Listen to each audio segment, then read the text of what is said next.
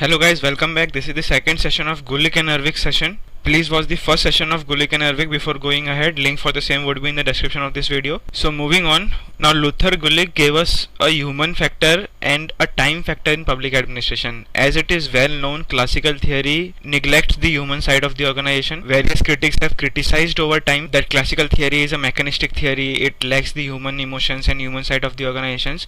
So what happened is, after 1937 publication of his papers, Luther Gulick later on he confirmed some human factors and time in the theory of public administration. We'll learn about those now.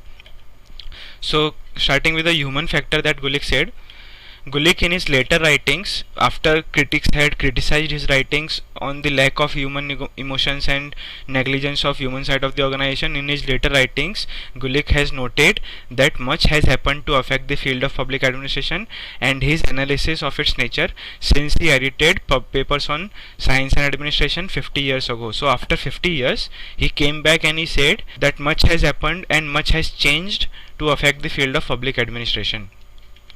Based upon 50 years of his analysis, he notes that after all, governments are constituted of human beings, are run by human beings, and have as their main job helping, controlling and serving human beings. So after 50 years he himself acknowledged whatever the critics have criticized, they are correct, they are right, and 50 years have passed and much has changed, and whatever I had written 50 years ago does not hold so much of value after 50 years now.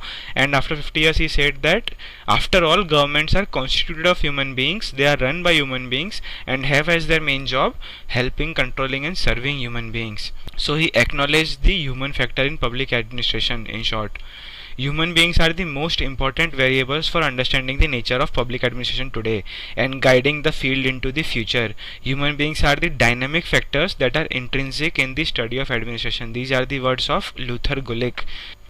According to him, main functions of the state are human welfare, survival and improvement to meet the challenges of ever-changing environment and not war. War is not the main function of state. Gulick says that the main function of state is human welfare, survival and improvement and not war.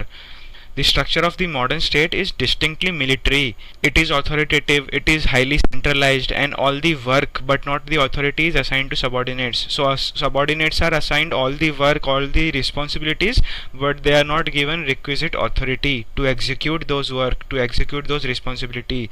Modern state is highly authoritative and highly centralized and distinctly military in nature. This is what Gulick says, and this is why he says that main function of state is not war, and yet structure of modern state is distinctly military.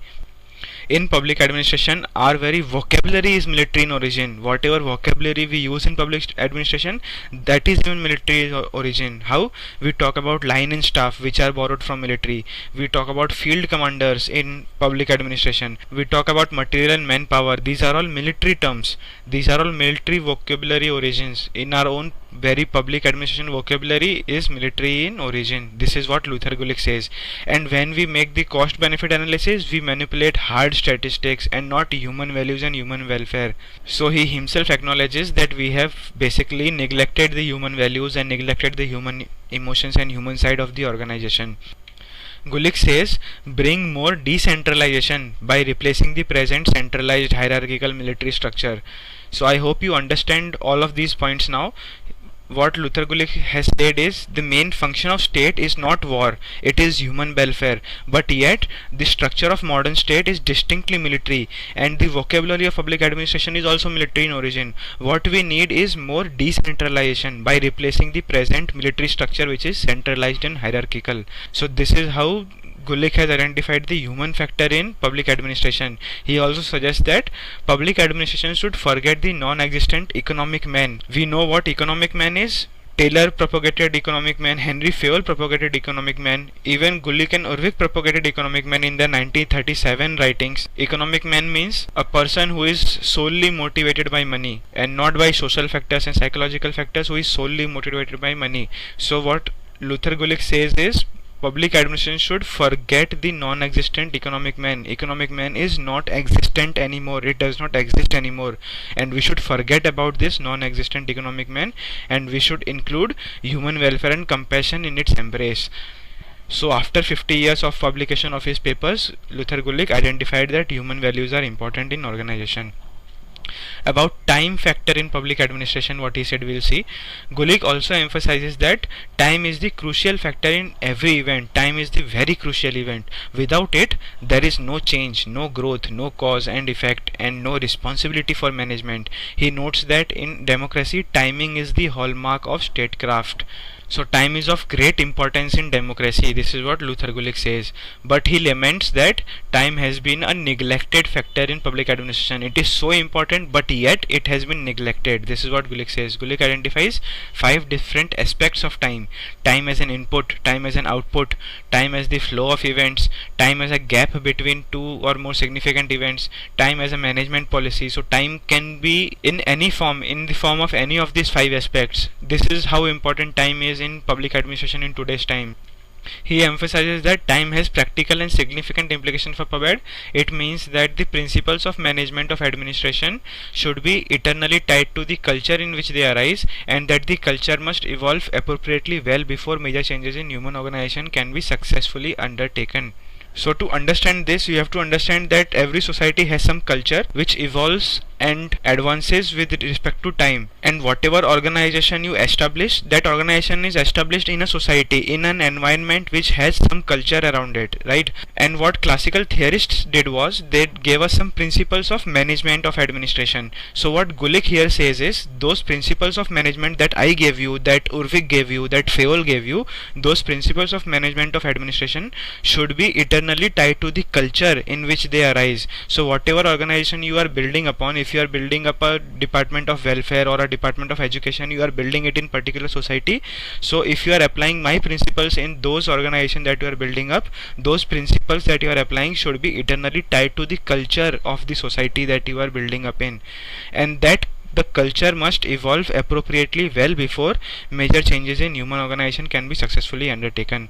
So there are virtually 2 parts of organization, you can say. One is material part of organization and one is human part of organization. And if you are undertaking a change in human organization, on the human side of your organization, you must appropriate the proper culture that you are in, and that culture must evolve appropriately before you change your human organization. So this is how Gulick says that time is important in public administration. Time is essential for any organization, as it is not a machine but an organism. Organization is not a machine. Gulick after 50 years himself agreed that organization is not a machine. Organization is an organism. It is a living and breathing organism. It has a human side to it. It has human emotions and values attached to it. So timing is essential for any organization, because organization is not a machine, it is an organism. He emphasizes that time must become a central strategic and moral concern in public management. Therefore, government must plan and work with this flow in time and for time. So if you have some strategic concerns of your organization, if you have some moral concerns of your organization, time must become one of those moral concerns and one of those strategic concerns, because it is important. And governments must work with this flow in time, with the changing needs of society. You should be evolving and adapting to the time. You should be evolving and adapting to the culture which is evolving with the time. So government must plan and work with this flow in time and for time, for the appropriate culture and adapting to the appropriate culture. So this is nothing but time factor in public administration after 50 years that Luther Gulick came and gave us. Moving on with criticisms of Gulick and Urvik. Now remember that these criticisms can be used in general for the entire criticism of classical theory, because what classical theory deals with is, it gives us some principles. Fayol gives us 14 principles, Gulick gives us 10 principles, Urvik gives us 8 and then 29 principles. So basically every classical theory gives us some principles. So these criticisms can be used in general for all the criticism of classical theory. Even criticisms of Fayolism can be used in this context of Gulick and Urvik. So remember this. So first we will criticize the principles of organization. Now why we are criticizing principles of organization in Gulick and Urvik's lecture and we did not do it in Fayol's lecture?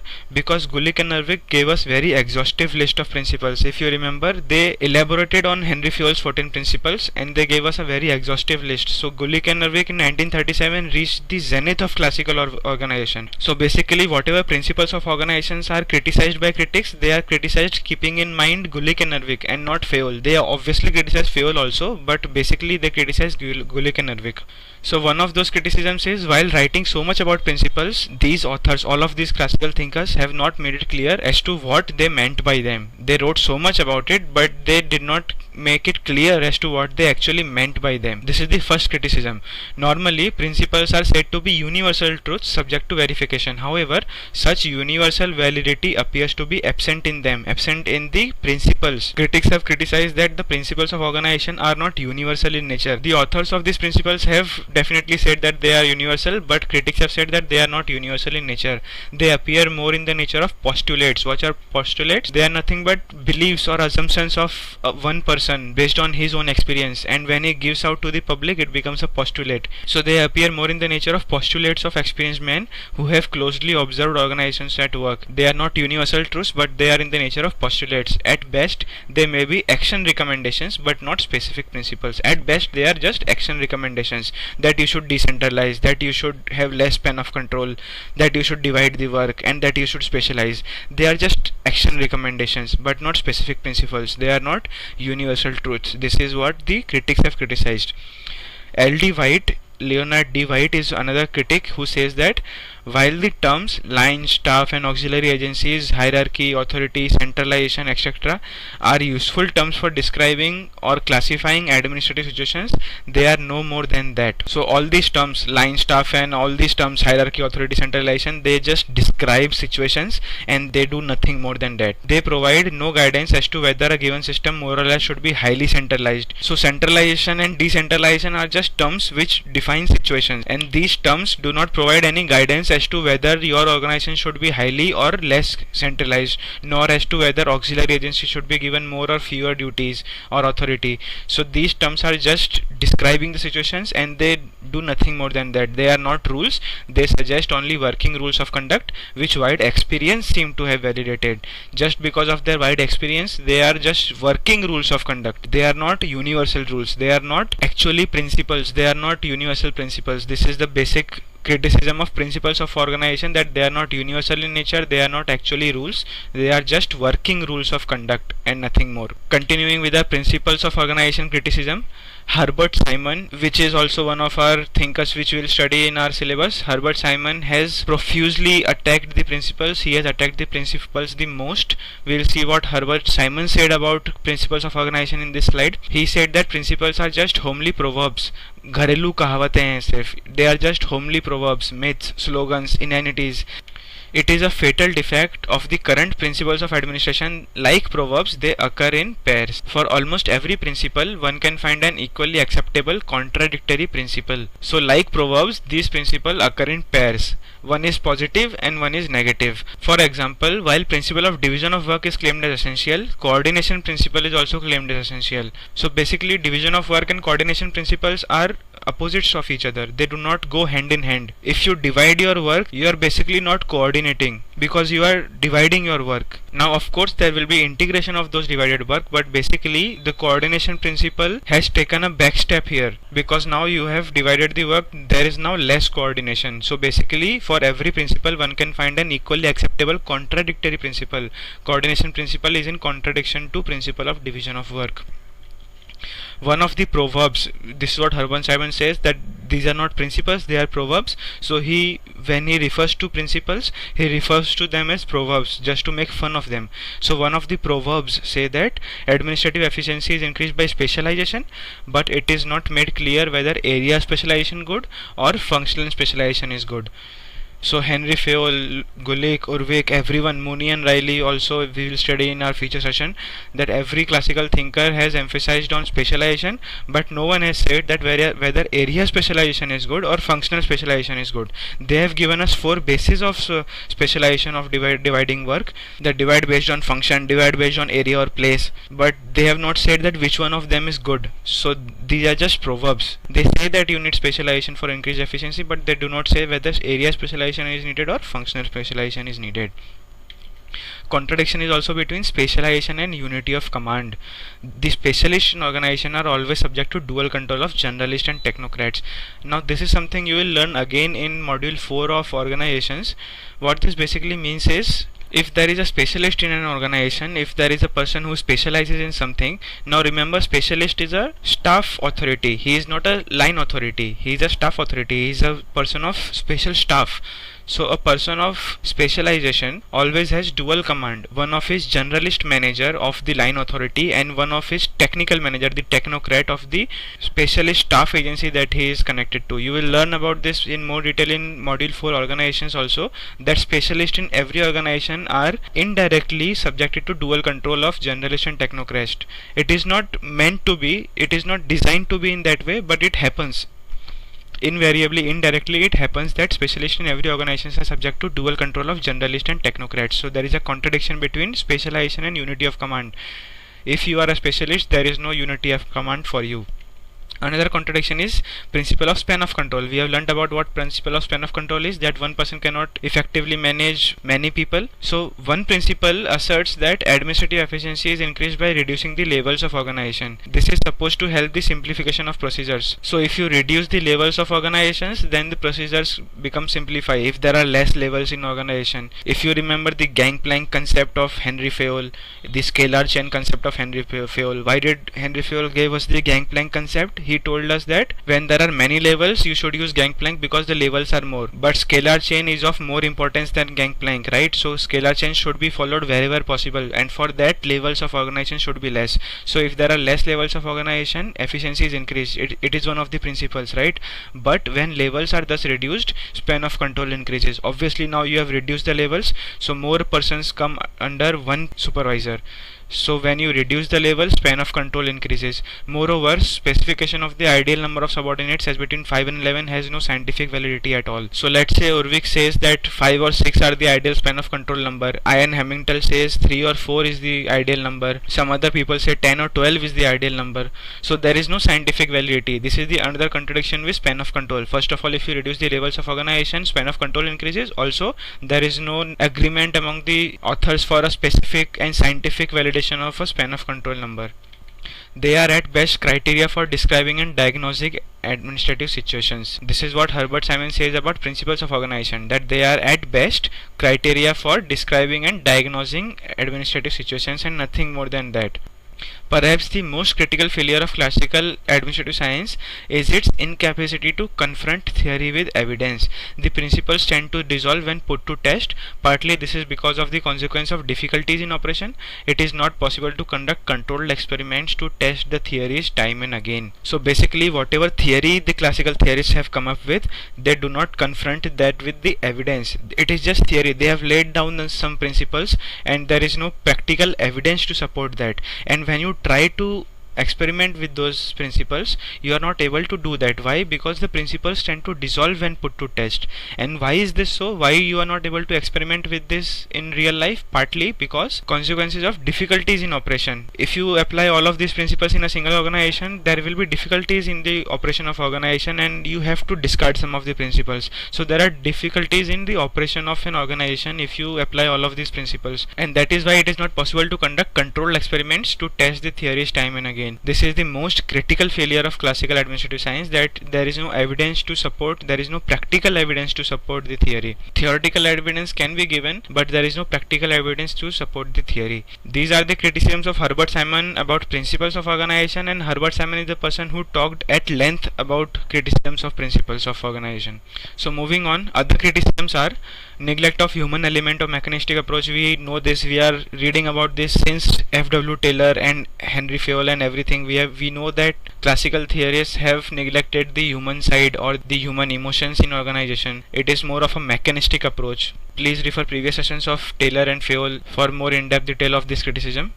To counter this criticism, we can say that there is some evidence in the writings of classical theorists that they were aware of the human element in organizations. How so? Refer Human Factor and Time in Public Administration by Luther Gulick. After 50 years he came back and said that yes, humans are important, right? So there is some evidence in the writings of classical theorists that they were aware of the human element in organizations. However, they took into consideration only the rational behavior of humans. What is the rational behavior of humans? Rationality means finding all the alternatives to a given problem, weighing the pros and cons of all the given alternatives and choosing the best alternative after weighing all the pros and cons. So that is nothing but rational decision.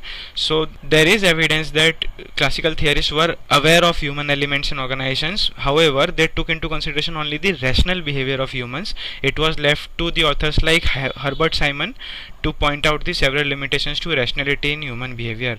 Rationality in decision making as well as behavior changes for every employee and depends on his or her perception of goals of organization. When we'll study Herbert Simon's decision making model, he has dealt with this in detail. Herbert Simon has dealt with rationality of human behavior in detail, and he has said that rationality changes from person to person. It depends on my perception of things. My perception of rationality will be different from your perception of rationality. So rationality in decision making is something which is subjective. It changes from person to person. Thus the subjective character of rationality does not receive due attention from the classical theorists. So this is what the criticisms of neglect of human element or mechanistic approaches. Basically we have dealt with this in previous sessions of Taylor and Fayol. To counter that, we can say that they were aware of human element, but they majorly focused on rational element, but rational element is subjective. So moving on, neglect of informal process is another criticism. Gulick and Ervik have shown concern only for formal organization, the rules and principles based organization. They show only concern for formal organization, neglecting the informal variables. What are the informal variables or the informal organization? The bondings that employees create among themselves while working in an organization. For example, if I am working in a company, I might develop a friend group. That is an informal organization which I am developing inside a formal organization. So Gulick and Ervik basically show no concern for that. Why? Basically because they have neglected the human side, right? And that is why they neglected the informal variables inside the formal organization, which are important for the understanding of organizations. Organizations do not conform to the formal model all the time. Humans behave in a way that suits their instincts and wants. Hence the actual behavior always differs from the intended behavior. Neglect of this vital truth is very unrealistic. This is the neglect of informal process. It is very unrealistic that Gulick and Ervik have neglected the informal process. Next criticism is neglect of dynamic nature of administration. Administration functions in ever-changing setting. We have already seen that after 50 years Gulick came back and said that time is very important, but in 1937, way back when he gave his papers of science of administration, he did not consider time as important.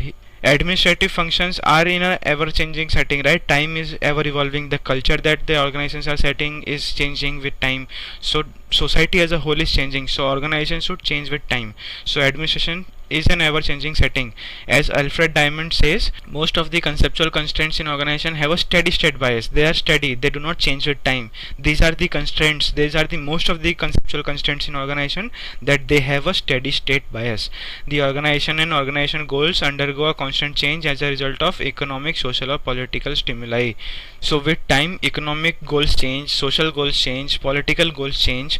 So all of this should be considered, and classical thinkers have not considered this. Gulick to some extent was aware of the role of change when he observed that principles appropriate at one stage may not be appropriate at all during succeeding stages. So Gulick was to some extent aware of these changes, but he did not basically deal with it in detail. He did not deal with it in exhaustive nature.